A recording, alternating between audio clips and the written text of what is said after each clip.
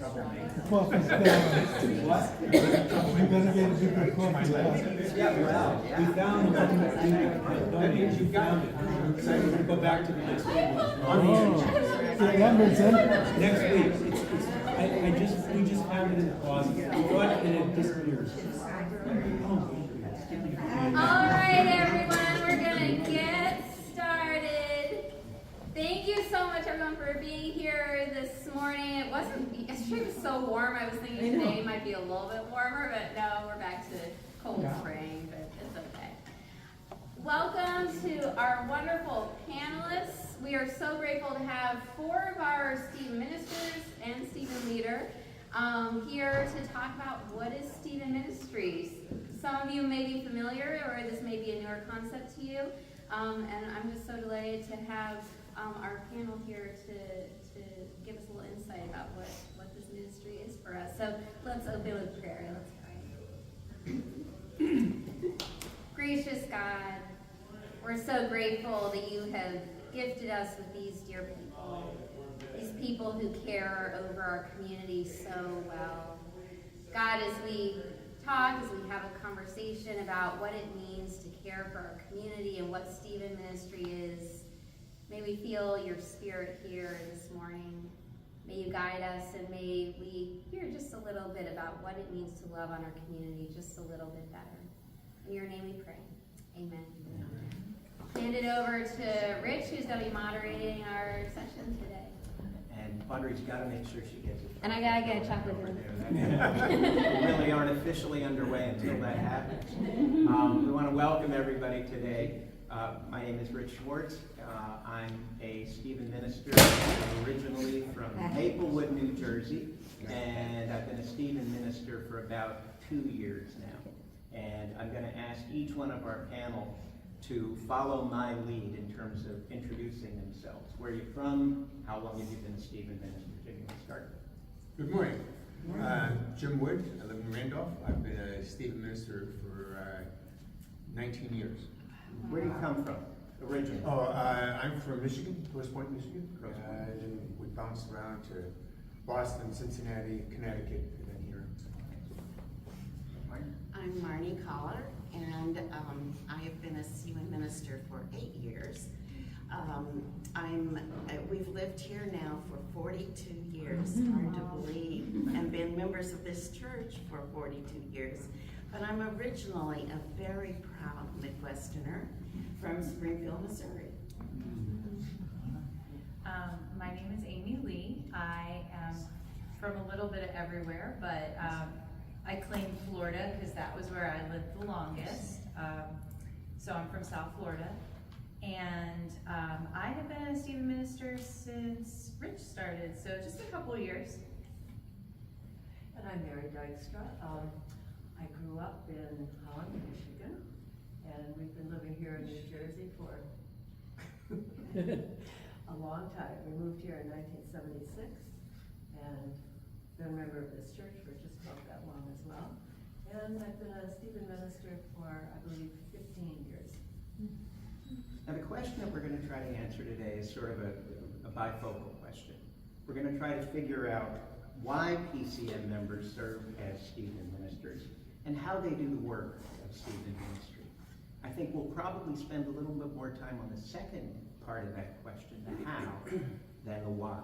But I want to take care of the why right off the bat, and so maybe a good place for us to start, because even though we have a fair number of Stephen minister spouses in the audience, Stephen ministers themselves, but we don't want to assume too much about it. And so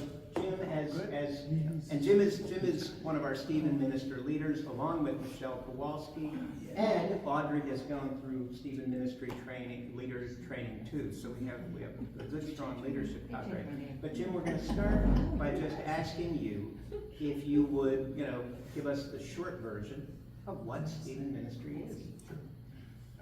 So Stephen Ministry is a Christian-based lay ministry that provides confidential, one-on-one support services for people who are going through life challenges. Now that's a big scope, life challenges. But whatever, and we all have life challenges, so there's nothing to be embarrassed about, but the things that might cause us anxiety, depression, fear, anger, all those things in life that sometimes mount up and maybe become a little too much, we can help you with.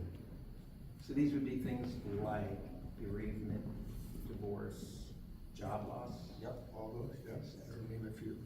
All of those tough realities of life. So we have this ministry here. Why did we get into this in the first place, or why do we continue to maintain it here? I don't know if people, we have people that have been Stephen ministers for as long as 15 years here. How many years? 19. 19 years. So, is there an origin story here? Well, for Pam and I, it started 19 years ago with Reverend Cindy Alloway with a phone call, like most things in the church. And she explained, we've got this new program, I think you'd be good in it. And I had a background in education and rehabilitation, so I was familiar with helping.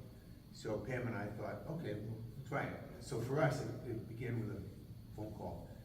And we'll talk later what's expected and the commitment required, but for others, what prompted you guys?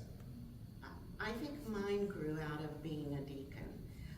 I had been on session twice, and then I think in between there I was a deacon, and I realized that my service in the church is much more connected with the service that we do as deacons.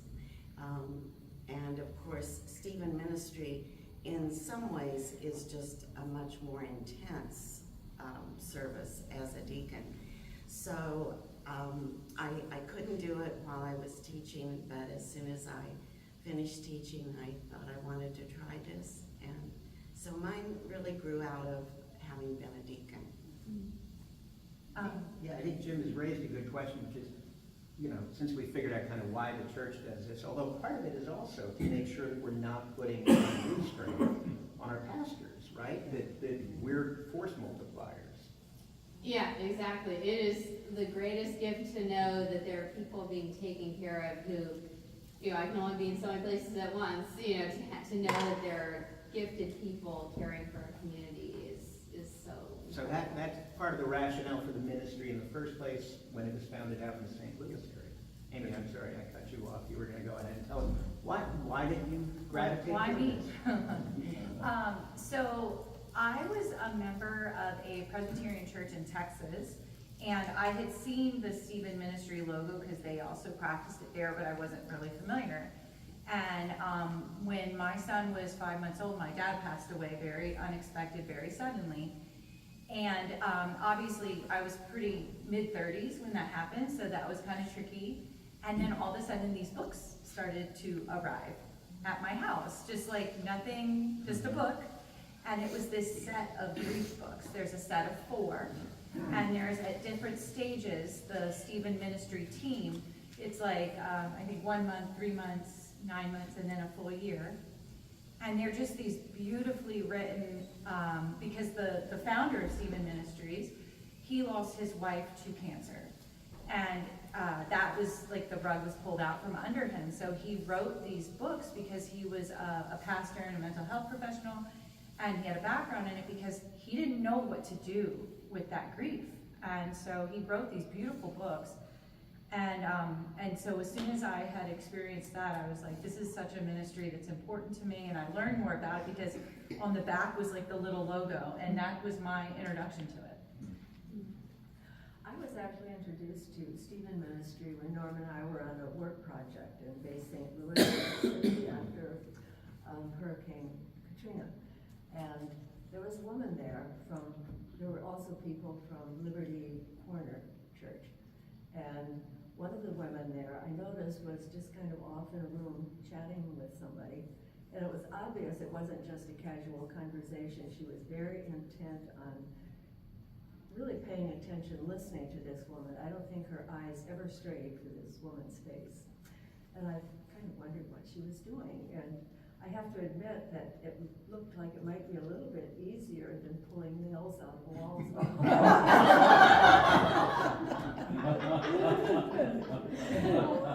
That sums it up.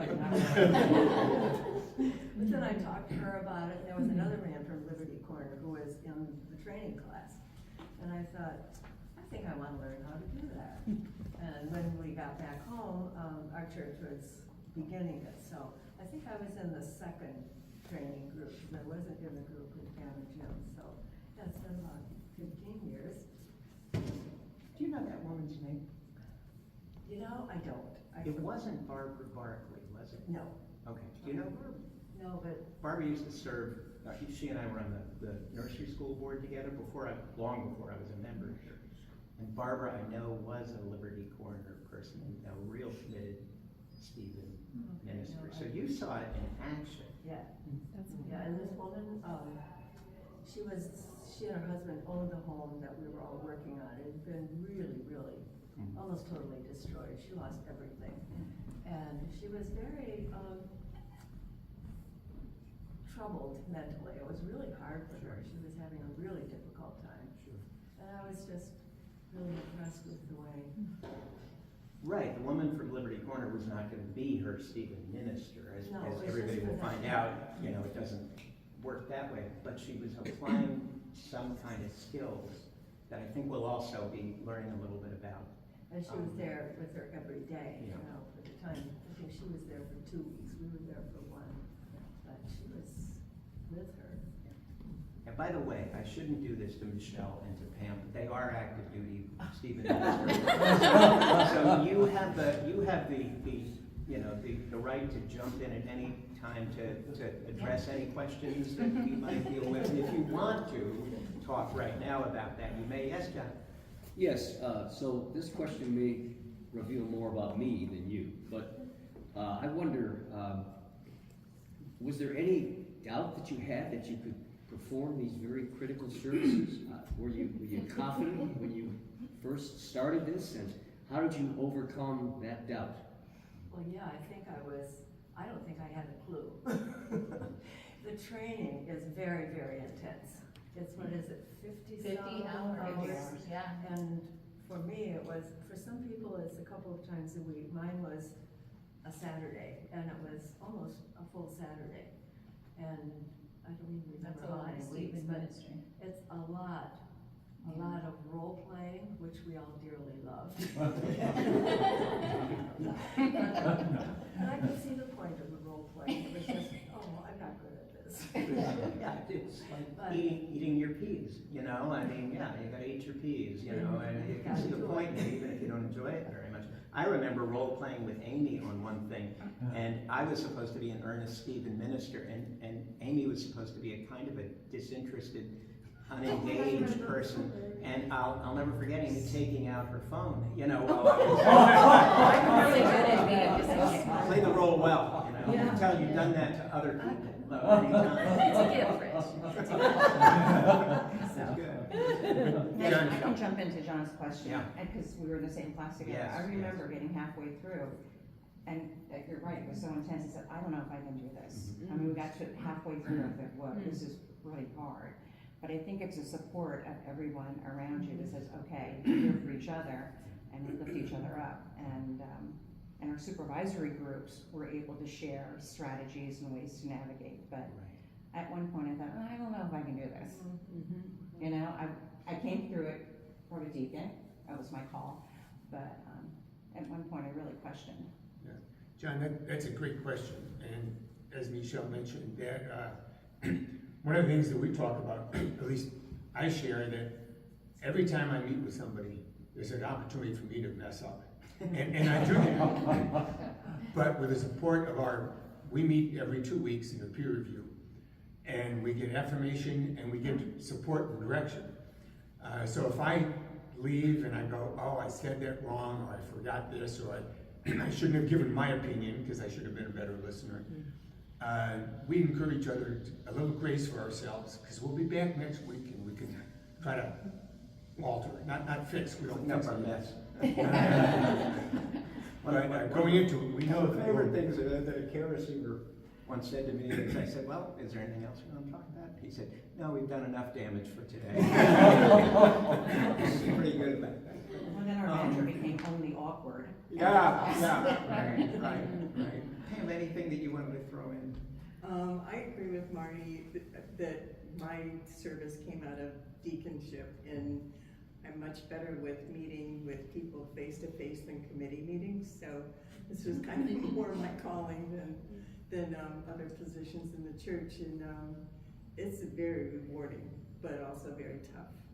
And it's some weeks are better than others, but I'm grateful for the support of the team and the feedback that they all give, and it's a wonderful experience, or I wouldn't have been doing it this long.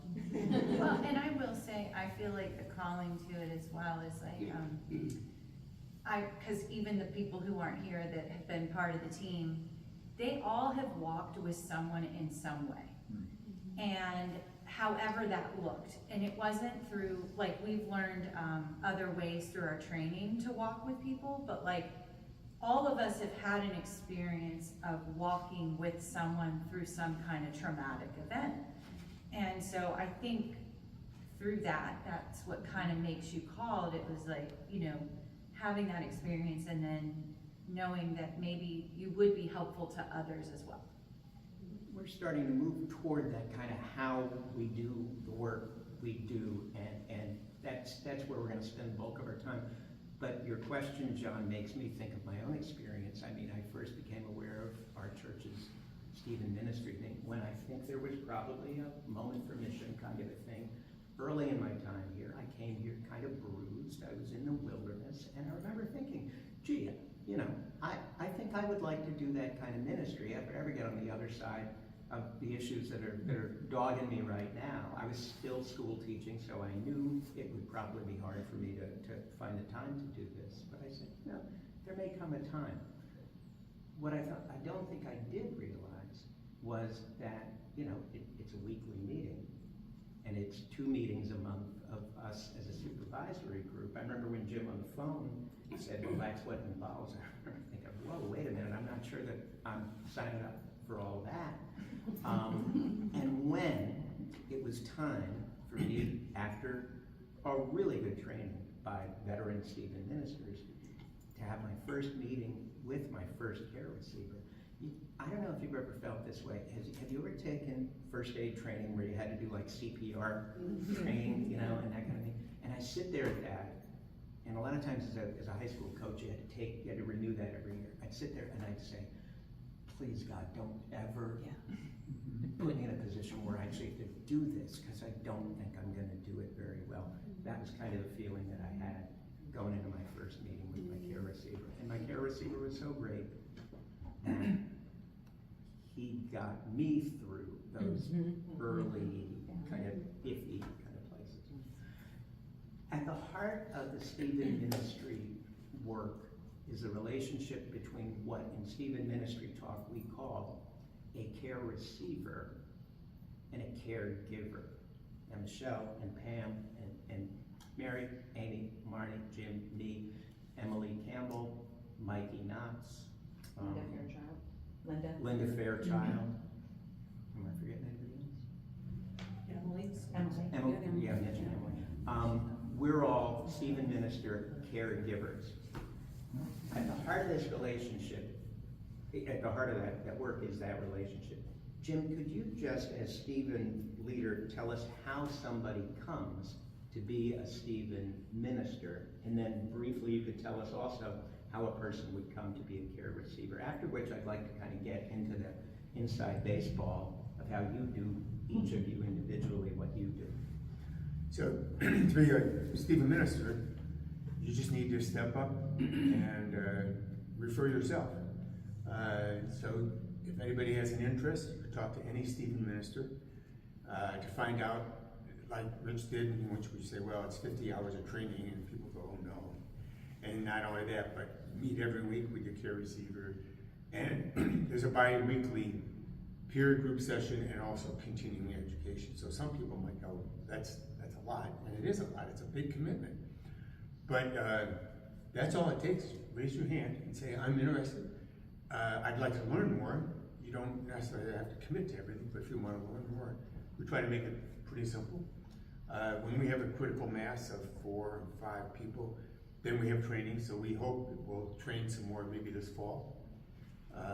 but you need to have enough people so you can have role play session, that type of thing.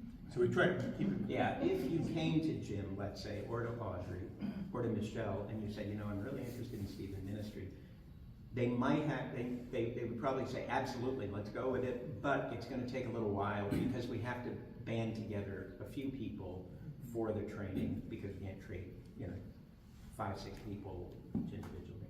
And how does a person become a care receiver? Well, we try to keep it pretty easy. It takes a referral. It could be a self-referral, a referral from a pastor, from a loved one. For the first couple of years in Stephen ministry, we found out that maybe our referrals were not good. They were not assertive enough. If you said, Jim, I'm worried about you, why don't you consider a Stephen minister? It doesn't work out. You need to be more assertive.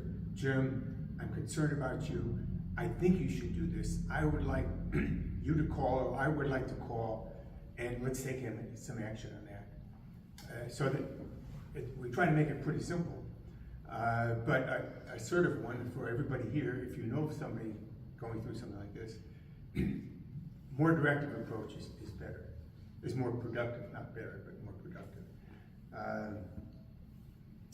There's a little bureaucratic process that we have to put a person through. Right? So, if you want to be a care receiver, it starts with a one-on-one interview with either myself, Michelle, or Audrey to explain the program.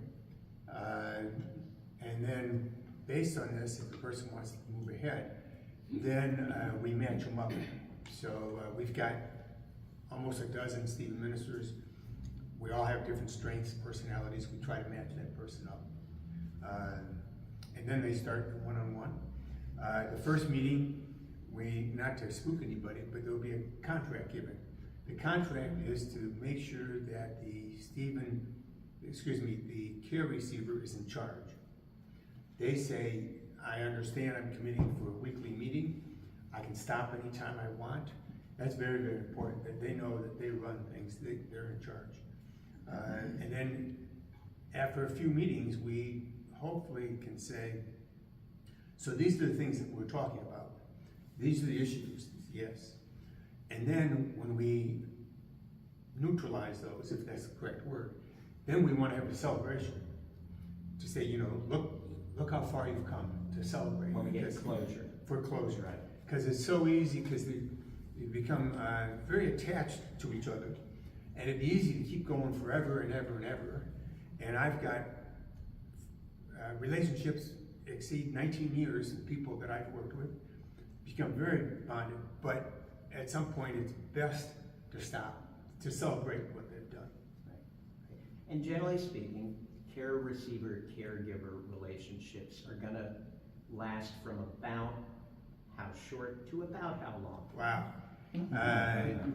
It could be a few months, it could be a few years, depending on what's going on in their lives. So it's a big It's canvas. really them, like it's the care receiver, like how, when they're, you can kind of tell when they're ready, like when it's time. We'll talk in a minute about some of the challenges of the work that we do as Stephen ministers. And one of those challenges is always that question of, okay, when are we getting to the point where the formal Stephen ministry relationship comes to an end? I'd like to get into the how of it, and I'd like to especially get into the how you do it. You know, you've got this hour once a week with this person with whom you're walking. When you meet up wherever it is you meet up, and that's an interesting question too, is where. You know, how do you like to operate? Marnie, maybe we could start with you and we'll try to hear from everybody. I think my ministry has been a little bit unique in that I have had 4 care receivers and 3 of them were not in this church. So many times the care receivers are people that we know and they're in our congregation. But mine have been, the first 3 were outside of this church. So we met in various places. The first one, I think I had the longest. And I quickly saw that things were not really going to change very much because of who this person is and the way they've always been and the extremely difficult background that they came from. And so I did a lot of, I wasn't sure what to do every week, or what to say, or what, how to be with this person. So I would do a lot of listen. I had to go quite a distance to see this person, and I would play. I have a wonderful CD of hymns, so I would play that on the way to just kind of get me in the right mindset. And of course, I would pray also that I could just be whatever she needed me to be. And it was very rewarding in that I think we developed a very close relationship. I'm not sure things are a lot different for her today, but it was a really good relationship. Did you say what challenges or Sure, you can talk how about you that. do it? I mean, I think right now we'll be talking about how we do it, and you know. I think for me, because of these three that were not in our congregation, in some ways it was easier because it was easy to keep the confidentiality. Nobody knew who I was talking about ever, even though we never used names. So it was You really mean in our supervision. Supervision group, yeah, that's an Right. important piece. Is a really important part of the agreement is if I'm your caregiver, I don't share your identity with anybody. Right. Sorry, go ahead. So that was easy to do because no one knew these people anyway. I think the biggest challenge I had was one of the ones, not this first one, but the second one, the third one. All of a sudden, she wasn't available. She didn't want me to come. And I never understood why. I wrote notes, and so of course, it's really easy when you're a little Midwesterner to think, well, it's all my fault. So it was my fault that she didn't want me to come anymore. To this day, I have no idea. It just, you know, she wouldn't respond to calls or notes or anything. So, but I was talking to Dick about it a little bit, and he said, well, it says more about her than you. So I'm trying to think that way, but it's really hard when you've developed a relationship, and then it's just, you know, so that was a challenge. But that's a little bit of what I've done. Yeah, so go ahead. Hold on just one second, John. Let's think about what that hour tends to look like when you are overseeing that hour. But John, go ahead. My wife was just admonishing me for raising my See, hand. I can see a little bit of a dig in the ribs right there. Sit down, A little John. dig in the ribs, yeah? So I don't mean this question to be disrespectful at all, but I wonder to what extent faith becomes a part of what you are offering. I can imagine, for instance, that at the first meeting you'd say, well, let's pray to Jesus, and we're done. But there must be some faith component in what you're doing, but Well, there are it also is. times when that may not work. I wonder if you can tell us more. Well, it is Christian-based, and I would sort of flesh that out early on to see where they were with their faith, because I would totally go with where they were. And it is much, much easier, actually, except for the one that cut me off. All of mine have had faith, even though it may not be exactly like mine. They've had faith, they've wanted to pray, they've wanted to have scripture, they've wanted to have selections that I have found in other readings. They've all wanted that. The one that cut me off did ask me at the very beginning, well, what are you gonna do? Are you gonna read the Bible every time you come? And I said, no, unless you want me to, you know, but I said, I have a faith behind this, but I will do whatever you are comfortable with. I'd like to return to that faith connection in a few minutes. I think it's a really useful sort of thing for us to look at, because this is not just, people connecting with people because we want to serve. There is a very important Christian component to what we're doing, and I think it's well for us to come back to that. But you sit down across that table, wherever that table is, or you sit down side by side. How do you get things started? How do you know when to ask a question? How do you know when to just shut up? How do you know how or when to kind of close the session off? How do you keep it to an hour? If the person has 4 hours of real concerns. So talk to us as Stephen ministers about that. And Pam and Michelle, please feel free to jump in. Anybody who wants to I'll go. start. Okay.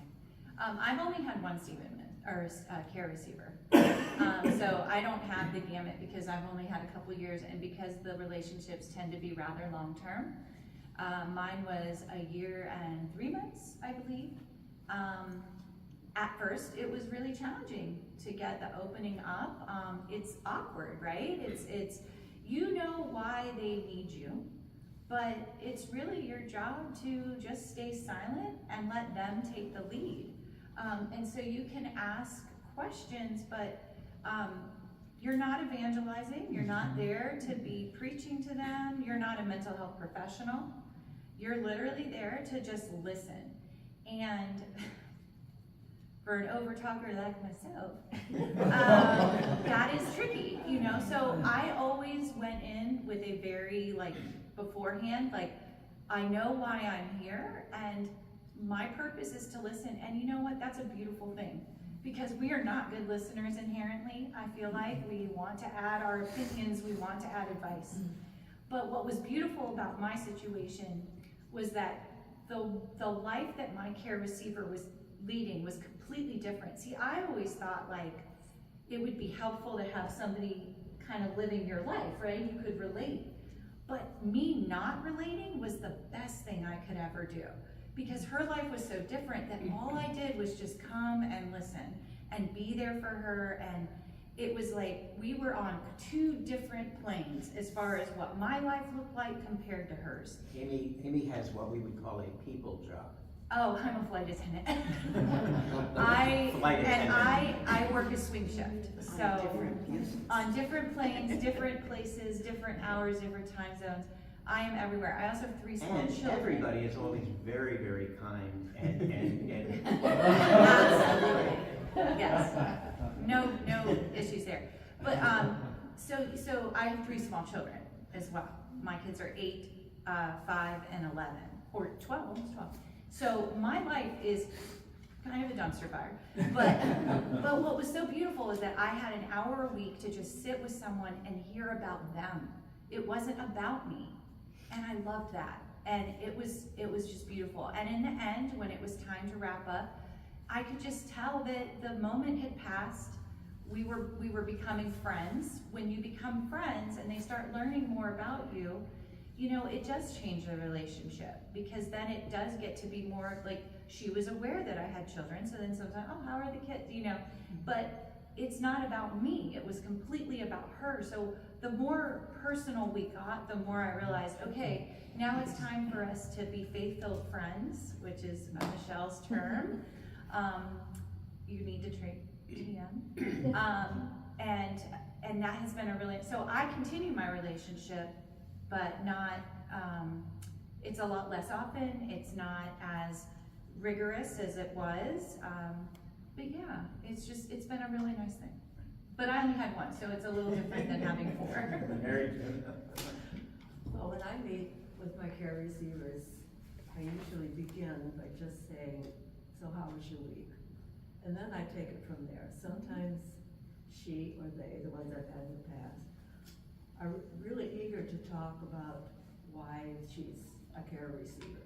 And other times I think it's just a break to be able to talk to somebody else about things that the person she's living with isn't able any longer to just carry on this kind of conversation, so I think that's important. Sometimes I would leave and think, geez, we didn't really talk about what's going on. But I've come to realize that it's really important to just talk and talk about what interests her, whether it's politics or shopping or food or whatever, that's important. And Mary, is there a desired balance between how much of that talk is your care receiver versus how much of that talk is you? I think so. She leads what she wants to talk about. And that's intentional, when you're trying to set it up that way. Yeah, definitely. Jim, you too. Let me talk about the male stereotype. You know, there were any, what? So going into things, you think men are strong, silent type, and you're wondering, boy, are they going to open up? I would say across the board, if men and women feel they have a safe space, that what they are going to share will be in confidence, men open up incredibly. I can't say more than women, but they open up incredibly if they feel a safe space. I work with people now who have a number of acquaintances, and that's a good thing, and all the conversations are superficial. And so we give an opportunity to have more than a superficial conversation. I get it. You're saying your care receivers have friends and contacts, but rarely are the big issues addressed there. Exactly. But when they're sitting with you for that care receiver sitting with you for that hour is his. Yeah. And it's mostly going to be about him getting to talk with you. Yes. About the things that are Now- weighing heavily on Now, him. the first meeting or two, maybe we talk sports. I mean, there needs to be some comfort, find similar things, but you move on pretty quickly if you are skillful with it. Go ahead, Pat. Just to turn the table a little bit, particularly if you're care receivers or end of life, or you feel that you're doing some hospice care, how do you take care of yourselves? It sounds like this is very intense, and you need to take care of yourselves just like hospice care and end of life caregivers do. So how do you take care of yourselves? Before the rest of this group talks, that's a very discerning question because of confidentiality, we don't talk to our spouses. Right. You know, we don't come back and say, boy, let me tell you about my session with my care receiver today. I'm really concerned about what I heard, this, that, and the other thing. It's not something, it's denied us, and it should be denied us. So, sorry to cut in. Patty's question was a good one. What do you say? The supervising meetings help a lot. Because even though it's still confidential, you're getting ideas. I know sometimes a Stephen minister will say, well, I did this and I said this and it just really didn't work. But with 10 other people around the table, someone may say, well, have you tried, or could you try? Or, you know, and so that helps a lot, the supervising meetings. Then going to the Stephen leaders as well, like when you, because there's certain things that are like important to, like, you know, it's like chain of command kind of thing. And if you hear something that is not, you know, like we are trained in like what to listen for, but a lot of times seeking out the Stephen leaders, so within each other, because like you're saying, we are a vault. Like we don't get to share it with anybody, but I think that's the importance of having the support with each other and that confidentiality. So nobody knows, and we're not using names and we're not talking about it. It's very vague, but having that support is really, really important. One of mine actually said to me, oh, I just feel like killing myself. I think it was very casual, but I didn't take it casually. I came back and called the leaders and said, I think this, you need to know this, and I think it was casual, but still, I wasn't going to because take if something did happen. Yeah. Well, Amy said rightly a few minutes ago, we are not mental health professionals. We are not. We don't have any degrees. We have good Stephen minister training, terrific Stephen minister training, but there are things that are well above our skill set. And especially on something like that, we have to protect that person, but we ourselves can't do that. But the So we Stephen have- leaders know who the person is. Yes. So it's like, I'm So not there's no saying it in violation the of meeting confidentiality. among the other Stephen ministers, but the Right. Stephen leader assigns you. Yes. So you do have someone who is aware of that person. So it's not like, it's not within the group that you know, but like they assign you, so there is a person who knows who you're working with. That's a very insightful question. That's a great question. In addition to what my peers have said about peer review, when I finish a session that can be very emotional, draining, I'll go out and I'll say, I think I helped. So that helps me a lot. I think I made a difference today. I think one of the things I learned in the training, and it's just stuck with me, is that we are the caregiver, God is the care healer, or the healer. And so it takes off that level of heaviness that I have to do it or it's gonna, all it's gonna be lost. No. Just before I go to Janet's question, Mary wanted to say something, and then I also want to scoot a question in here. Go ahead, Mary. I can't emphasize enough how important the supervisory meetings are. It's different from any other kind of meeting because suggestions are made and it's always kind. There's never bad feelings, it's always, let me help you with this, let me suggest this. And I think twice I've had an experience where I thought that somebody else needed to be involved, a professional. I didn't need to stop being the perceiving minister. But Because we can do both. we can do both. Yeah, they can have a mental health professional, it's just not us. Yeah. So You know. I made the suggestion and this particular person followed up on it immediately and began seeing some professional. And the other one, which was really kind of frightening, this was quite some time ago, but the husband was in the hospital, and without saying much, any detail, but there was a concern I had. And it happened to be a weekend, and none of the Stephen leaders were around, they were off.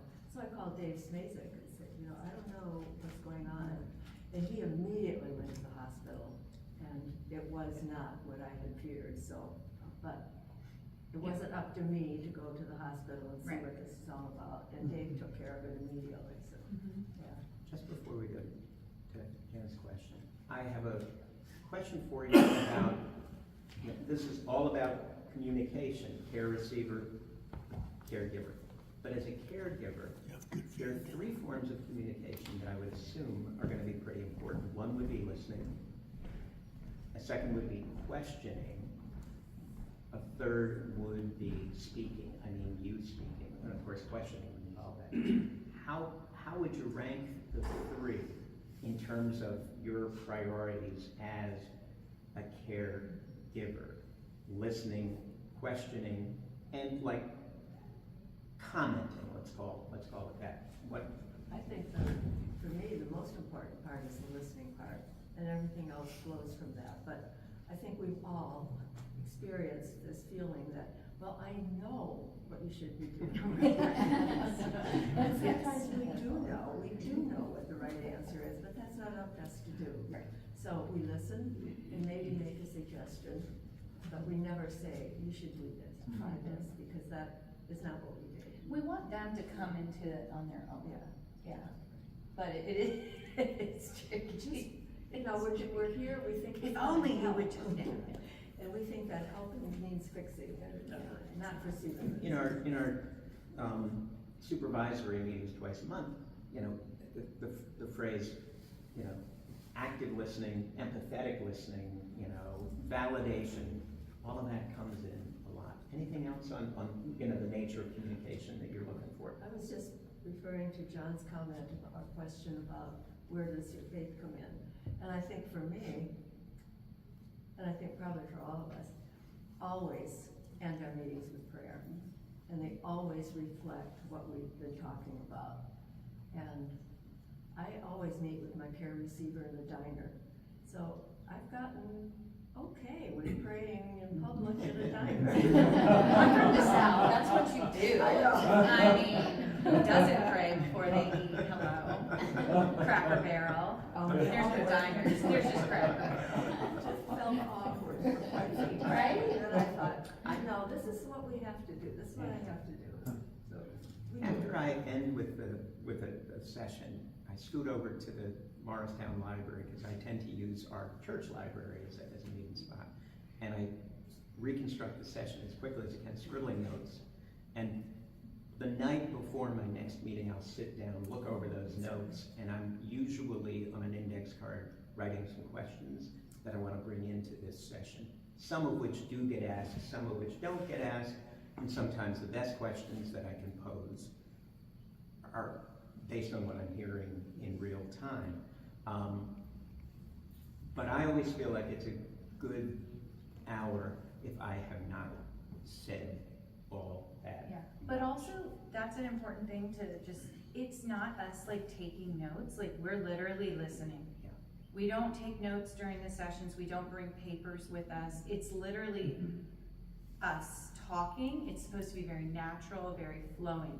So even if we do take notes at the end, a lot of times in my car, I would take notes, or like you go next door, because it's hard from week to week to remember, and you wanna make sure if something came up that you wanna kind of go back into, but so you don't wanna forget, but you do not take, well, I can't say all of it, but like, I feel like we were taught to just Right. not And take we guard notes. those records. Right, pretty and then carefully, and everything's when destroyed the whole then. thing is over, we're shredding. Yeah, this is not something that stays or is Yeah. kept. So Rich, I would add to your three Yeah, I forms have of to. communication would be what's not said, the body language,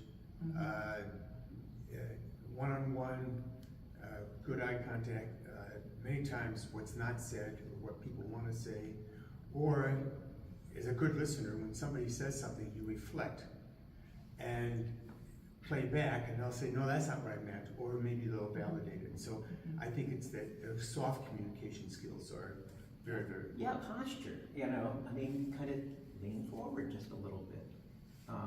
It's not just because I have hearing aids, lean forward, it's also to, you know, suggest engagement. Well, and I ask permission, like if they broke down, I'm like, may I give you a hug? Right. Like, I don't do anything without, you know, like sometimes, because it's really up to that person, and you don't want to overstep your boundaries either, but like if they've shared something really powerful and it's affecting them, I mean, sometimes that's natural to like, but I always try to be really respectful of boundaries. We talk about boundaries are into it too.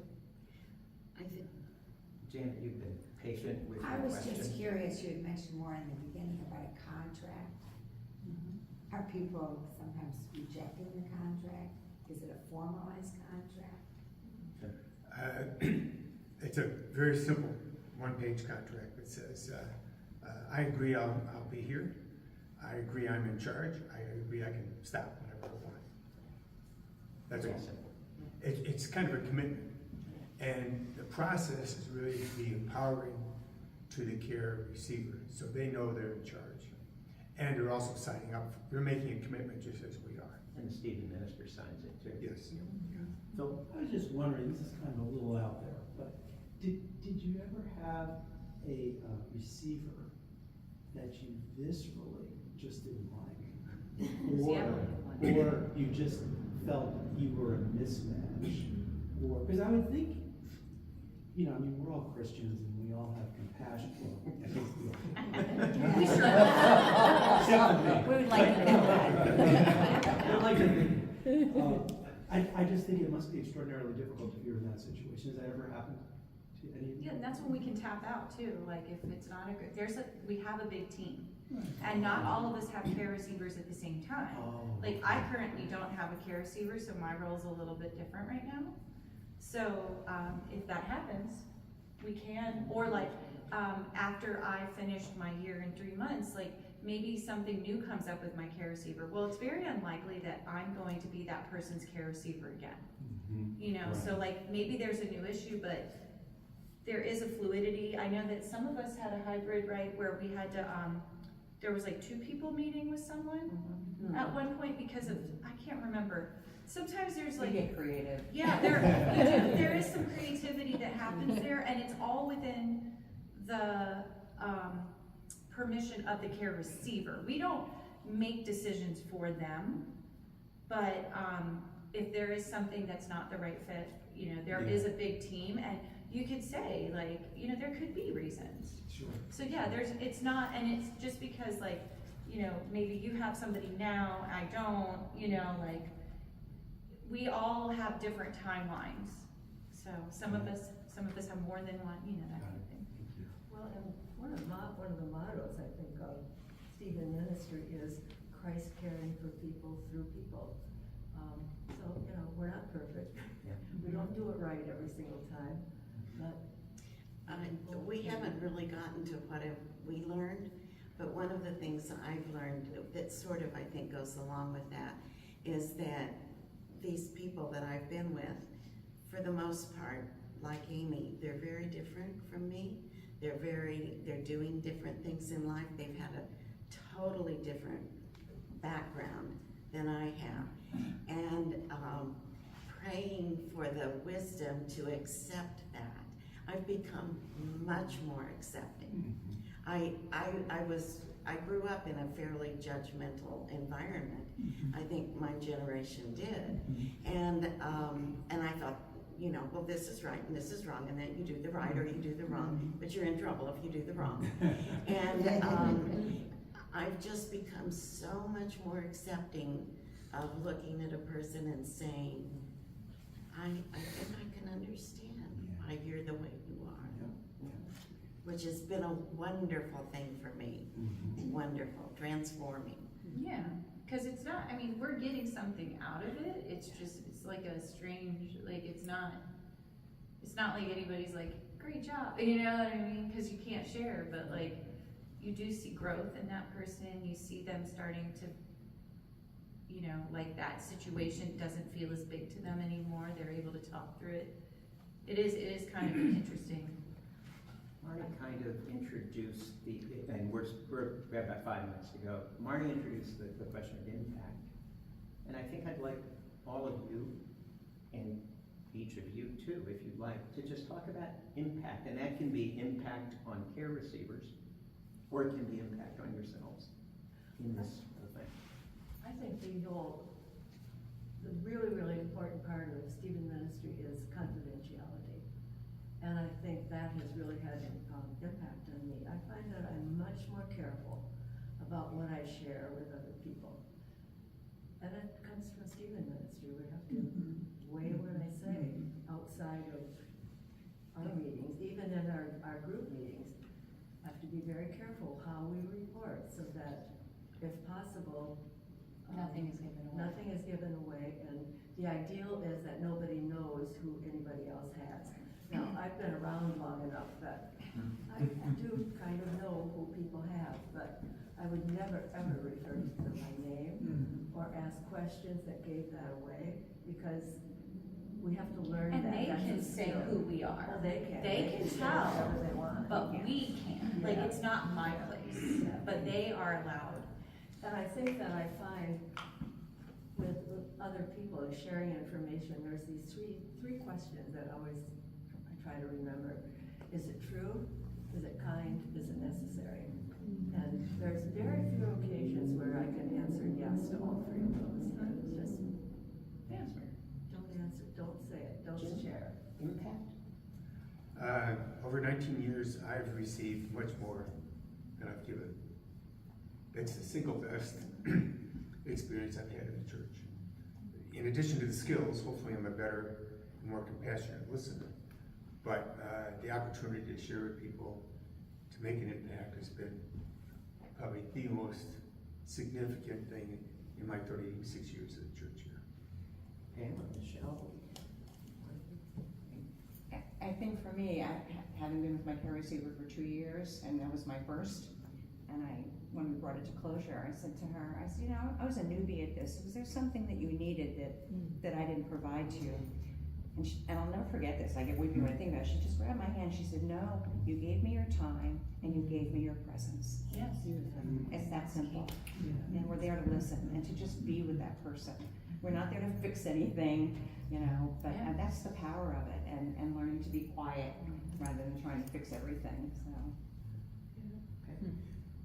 I kind of related back to my experiences as a teacher, and at the end of the year, you know the kids that you really touched, and it just makes your heart just feel so good.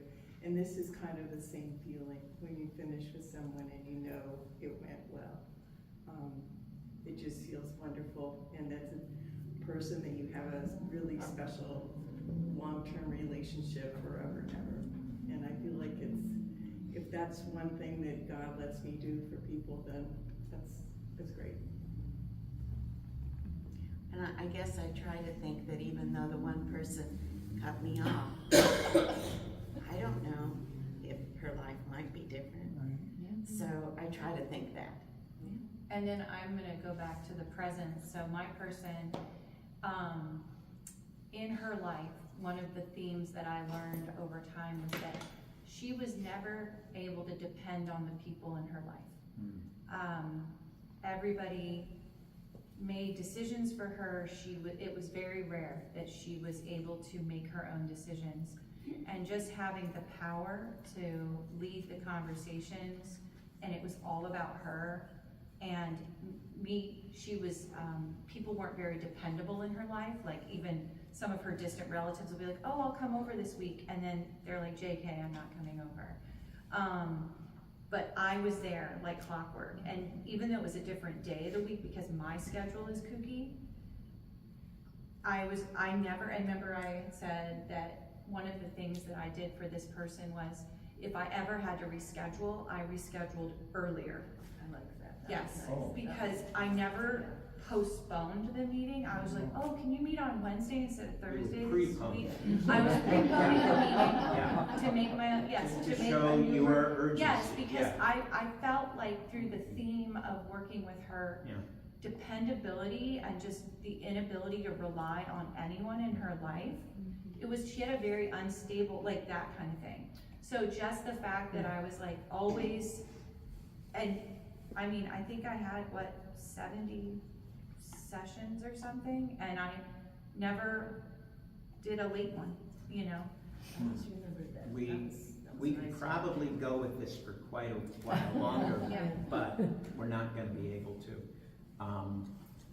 How often when we meet in our supervisory group does somebody or other wind up saying, you know what, the gift is we've just spent an hour with this person who's in their own wilderness, and we're all theirs for that hour.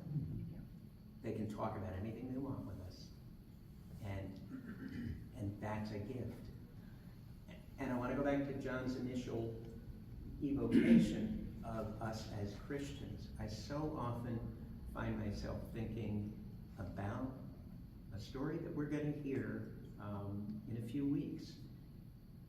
And there are these two disciples who are absolutely grief-stricken, and are walking down the road to Emmaus. And this guy shows up, total stranger, and he said, "What? You're obviously worried. What you're agitated? What's wrong?" And he walks along with them on that road, and peace comes to them. It enters them. And it's not until after they've parted company that they realize that they've been in God's presence, they've been in Jesus' presence, the Holy Spirit's been with them.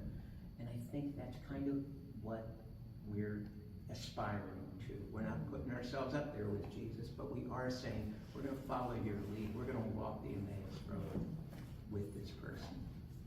And in that respect, we're very much blessed to be able to do it. And we are blessed that the four of you and the two of you were willing to share with us your experiences. And what we hope is that somebody in our church community or outside our church community who could use our help avails themselves of it. What we also hope is that if you think you could help us, that they step up and speak to Jim, or speak to Michelle, or speak to Audrey. And, I've got a train to catch, so we gotta get this thing over.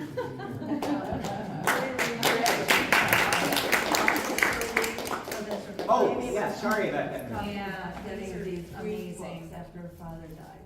And I can't recommend them highly enough. They're First of amazing. all, they're short. I think one person I offered, because, people have given me so many books.